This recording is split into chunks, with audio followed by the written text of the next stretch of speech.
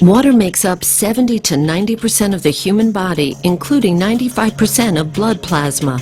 Many health authorities recognize that dehydration is one of the most common causes of illness. Chronic dehydration is often part of a chronic disease process. Healthcare costs are spiraling so quickly that the Healthcare Financing Administration predicts that by 2030, Americans will pay over $16 trillion per year. Recently, the World Health Organization ranked the U.S. 37th best in the world in healthcare system performance. Consumer unease with U.S. healthcare grows, and it's no wonder. Americans are rapidly becoming the heaviest people on Earth, with overweight Americans now significantly outnumbering those who maintain a healthy weight. Enagic Incorporated, a Japanese company founded in 1974, is trying to make sure that you don't end up being one of these statistics. Enagic has a technology that turns ordinary tap water into Kangen water. Enagic's flagship product is the Leveluck SD501. This amazing water is a highly energized alkaline water produced with a continuous ionized electrolysis water generating system. Enagic is ISO 9001, ISO 14001, and ISO 13485 certified. Along with these certifications, Enagic is a proud member in good standing with the Direct Selling Association. Other awards include the prestigious International Earth Environment University Environmental Award, awarded to select companies for outstanding achievement in environmental services. Kangen water has 3 important properties that distinguish it from regular water.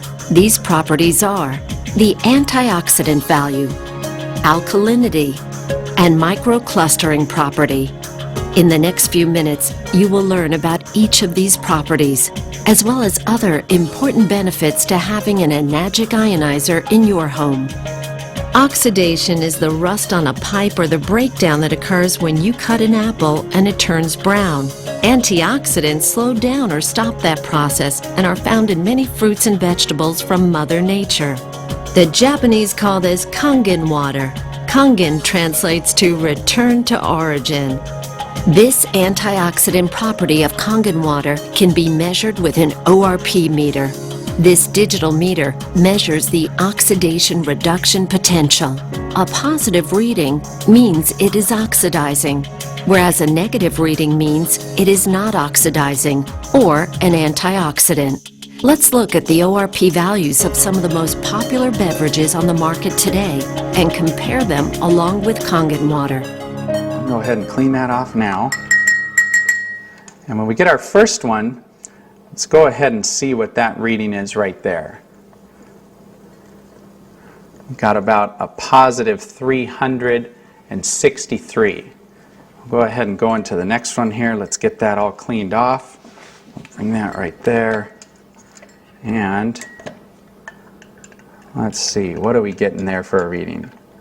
A positive, what, 292? Pretty good. 296. I think we're going to go over 300. So we'll go ahead and we'll go to the next one there. Now remember, these are positive numbers. We're looking for a negative number. So this means that all of these are actually oxidizing substances to our bodies. So we'll go ahead and we'll go in here to the vitamin water. And we've got what? A positive 214. We'll go ahead and put that back in the clean water. Now we'll get over here into the Dasani and we'll see where the Dasani registers. Now the Dasani is a positive 100, 168, 172. As you can see, it's continuing to climb. We're going to be over 200 here in a moment. That's going to continue to go up. We'll go ahead and just clean that one off. And we'll come back here and we'll check the Aquafina. The Aquafina, we've got a positive, look, it looks like about 150 thus far. It's going to keep on going. We're up to about 180. And I think as we sit and watch it, it's going to be the same as the Dasani. It'll continue to climb to over 200. We'll Go ahead and bring this over. In fact, I'm going to skip and come right over to the tap water, and we'll come back and do our Kangen water. Now the tap water has a positive 300, what is that number now? 325, 334, over 350. I think we'll find that'll continue to climb to well over 400. And as we sit and watch that go, I think you're going to see that it will. So we'll go ahead and we'll move on to the next. We're going to come back now and let's see what the Kangen water, the 9.5. Go ahead and put this in here. Now what we're looking for here is a negative number, and I think you can see right now we are at a minus 349, minus 350. You know, we're riding right around the 349, 350. So minus 350, that is a huge change. Enagic ionizers producing Kangen water had the only beverage with a negative reading and the only one with a powerful antioxidant property. In its natural, healthy state, the human body is slightly alkaline. The majority of beverages being consumed today are acidic. To help yourself maintain alkalinity, you should drink less beverages that are acidic like soda and bottled water, and more beverages that are alkaline. Kangen water is your best choice. Let's look at the next property, the alkalinity. Let's go ahead and test the pH of each of these drinks. Now the pH is done where we use actually pH test drops. And these test drops are actually the same drops that you would use to test the pH in a pool. And we're just going to put 4 drops into each of these glasses. Now the pH scale ranges from 0 to 14. And what you want is you want to be on the high side. You want to be as high as you can get. You don't want to be on the low side. So we're going to go ahead here. We're going to stir these up. We're going to stir up this first one here, the Sprite. And you can see on the, basically on the low side of the pH scale, you've got very, very, an orangish color, which is what you don't want. You get into here to the vitamin water. I thought vitamin water was supposed to be good for you. Well, it's got a very low pH to it. We get in here to the reverse osmosis waters. This surprises a lot of people when they actually see this reverse osmosis water. You go to the store and you buy these bottles and you think that it's really good for you, but yet you can see it just doesn't have that much of a pH value. Now this last glass, this is the tap water. Now this tap water here is it's blue. And some people get excited about that because actually the pH value of this compared to all these other drinks is much better. Much better. But what they don't tell you is that the federal government mandates that tap water be at least 7.0 in pH. And so because of that, they use various chemicals, dyes, and anything they have to put into that water to get it to go to here. In fact, a lot of times when you filter this water, you will actually see that the pH values come back to this range once some of those chemicals are filtered out. So let's see what happens when we actually take some of our 9.5 water here and we just mix a little bit of it right in. Look what we just did to that tap water. We changed that tap water and we took it from an acidic, or actually it was a somewhat neutral state, to a very alkaline state. We're going to do the same thing over here to the Aquafina, and it very quickly turns purple. You can see that. Here we go again. We're going to get it to go purple just by mixing in some of our water.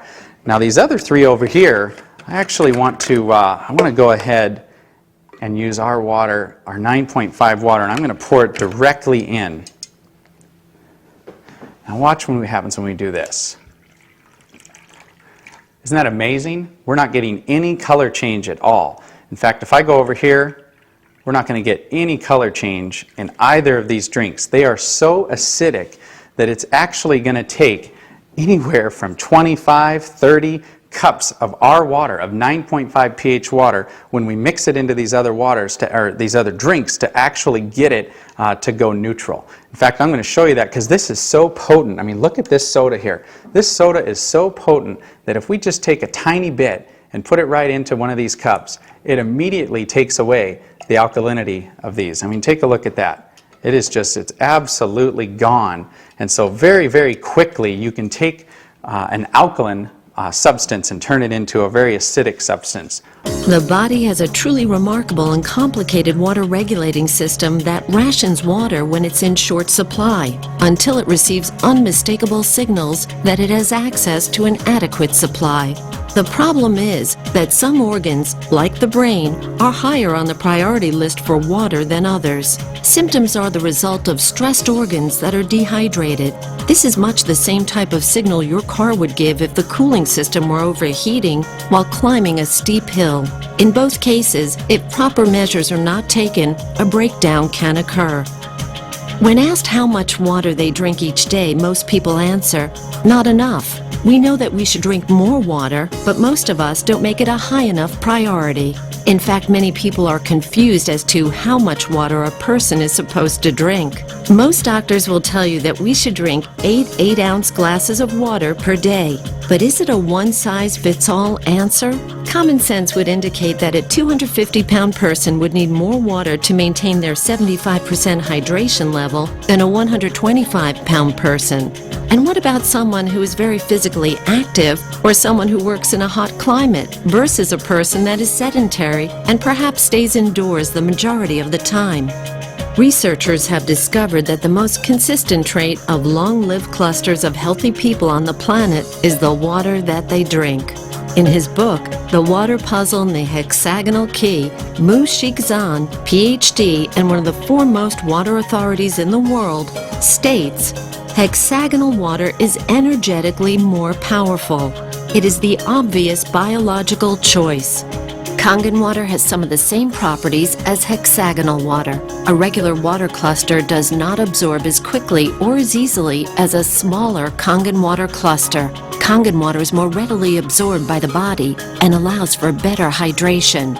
This smaller cluster is also why Kangen water tastes so soft and silky. Let's demonstrate the microclustering property of Kangen water. Now we're going to make tea, or attempt to make tea, with a water that is not, it's not hot. We're not going to allow this to steep. It's just a room temperature water. And now I want to make some tea with our 9.5 water. Kangen water 9.5. So we're going to go ahead and run us here another quart of our 9.5 water.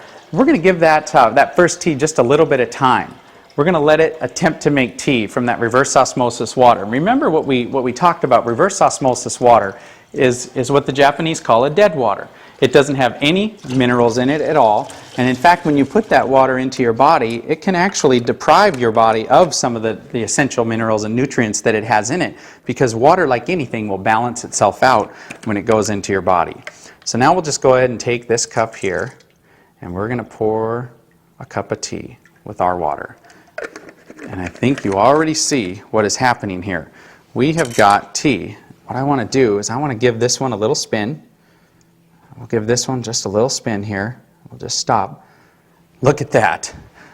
You've got two different cups here, same tea bags. One is obviously having a hard time making anything, and you've got this one here which looks like a perfectly good cup of tea. Now what's amazing about the microclustering properties is it actually will multiply the amount of nutrients that you're putting into your body and actually enable your body to use those nutrients. So as I slide this next tea bag over, watch what's going to happen. I can take this tea bag now and I can come over here and I can make another cup of tea. How about that? I mean, this property alone is amazing. For folks out there that like to drink coffee, you can go ahead and make your coffee, and you can use about half the coffee beans that you would normally use and get just as good a cup of coffee. And look at this. There's another cup. I think we could go on and on here and make anywhere from 15, 20, 25 cups of tea off of one tea bag. And there's actually nothing wrong with this at all. This is a fantastic tea, and it tastes exactly like green tea should taste, and yet it's just regular room temperature water. Let's come back over here to this little guy and let's see what's going on here. He's having a hard time getting started. I don't know too many people that would actually want to drink that cup of tea, but take a little look though. I don't think there was anything wrong with the tea bag. The problem was the water. Many healthcare experts now recommend that you drink a minimum of 1/2 of your total body weight in ounces of water each day. One reason that people don't drink enough water is that all too often water just doesn't taste very good, so we drink other beverages instead of plain water. Unfortunately, many of these beverages are polluting our internal environment and reducing our body's thirst mechanism in the process. This problem has led to one of the largest new industries in America, the bottled water industry. Let's take a look at just one company to see what's happening in this growing industry. Coca-Cola has 30 plants across America bottling their Dasani water. The source of this water is the local municipality. And for your information, the FDA does not require that purified or bottled water have the source of the water listed on the label. This filtered water is then placed into plastic bottles and shipped all around the world. But even if this were the answer to our drinking water problem, it just created another major problem: plastic bottles overrunning the landfills of our nation. The bottling companies want us to believe bottled water is the answer to our water problem, so that we will continue to buy it. Bottled water has now become the second largest beverage segment behind soft drinks. Bottling companies are even trying to make consumers believe by having the word water on the label somehow makes it good for you. Having an enagic ionizer in your kitchen when you're preparing food will transform your meals from ordinary to extraordinary. From washing your fruits and vegetables, cooking, baking, preparing soups, and more. When you cook with Kangen water, it will bring out the flavor of all your ingredients. You can also remove chlorine from your water and keep it out of your food as well. Everyday Kangen. Let's prepare some vegetables and take a look at what's being found on our food and in our water. In this jug, we have an 11.5 pH water that comes out of the machine. When we come over here and we set it at the 2.5 setting, we actually make an 11.5 water. And just to show you what it looks like any other ordinary water. What I'm going to do here is I'm just going to go ahead and fill that first cup up. Just pour that right there. And now for the second tomato cup, what we're going to do is I'm just going to go ahead and use just some regular bottled water, because I think a lot of us are starting to learn. I mean, it doesn't take a genius to see what's being talked about in the news, all the different chemicals that we're finding in our tap water. And so now let's remember that this one on the left, we're going to set this right here. In fact, I'm going to put this jug right here so we remember. And this one on the right, we're actually going to test the chlorine, the amount of chlorine that we have in this tap water. We'll put 4 drops there. We'll go ahead and stir this up. And that yellow color, you can see, is a ton of chlorine. That is a lot of chlorine, and of course that chlorine's put in there, I guess, to protect us, but I certainly don't want to put this chlorine into my body. But here's what happens when we go down to the store and we buy a fruit or a vegetable or whatever it is, and we decide to wash it off. We would normally put that right under the tap. We're going to show you what happens when you do that. We're just going to give this a little stir, just like we would. And if you do that, watch what happens here.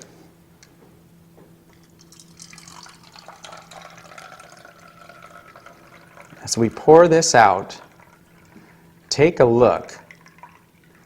What happened to that yellow chlorinated color? You know what happened. It's gone. The reason it's gone is it absorbed right into the onions, which now, of course, we're going to eat. I just put more chlorine drops in there to see how much chlorine's left in that water, and there's none. So let's go back now to these tomatoes, and let's see what's happened. Get a couple more glasses here, and let's go ahead and take a little look here. This is what the Dasani. Reverse osmosis water is in a lot of homes. People have these filter systems that are built right in, and basically they do it because they think that that water is very, very good for you. Now, what did we wash off of these tomatoes with that water? I think you can tell it doesn't look like much. That looks like regular old clean water. We'll come over here. Now let's see what we washed off of this first set of tomatoes. Look at that water.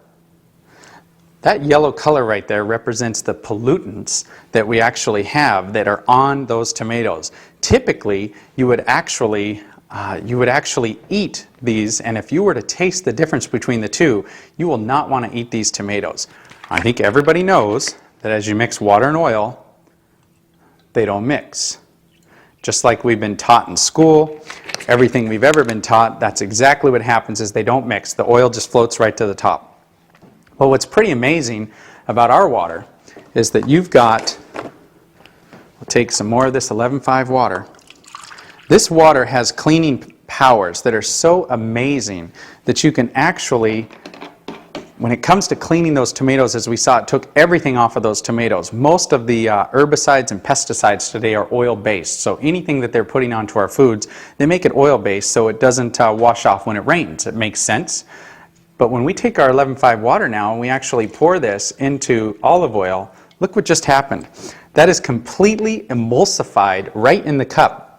That's amazing. There's chemists out there that say that's impossible. That shouldn't happen. But look at that. We just emulsified this oil. Talk about cleaning properties. Talk about being able to clean your shower or clean the car or clean anything greasy. You know, if the kids go out and get something on their clothes that they shouldn't have, you're going to be able to cut it and break it down. But this oil, you know, it represents the gunk and the junk in the body. And look at how if we put the right water into our body by putting a high pH water in our body, we can actually take this right out of it. You just saw the 11.0 pH strong Kangen water that is used for cleaning, not just in the kitchen, but in the rest of the house as well. It can break down grease and oil, and it is a great stain remover. While the machine is producing 11.0 pH water, it simultaneously produces 2.5 pH water. The 2.5 strong acidic water is environmentally green. You can use it for personal hygiene and toxic-free cleaning. Many people are concerned with the many chemicals being used in their homes, and this water can help reduce, if not eliminate, those toxic chemicals completely from your home. There are 3 settings for Kangen water: 9.5 pH, 9.0 pH, and 8.5 pH. Depending on what pH level you want to drink, you simply press the keypad on the front of the SD501 and your desired level of pH water will be produced. There is a clean water setting, 7.0 pH for taking medications.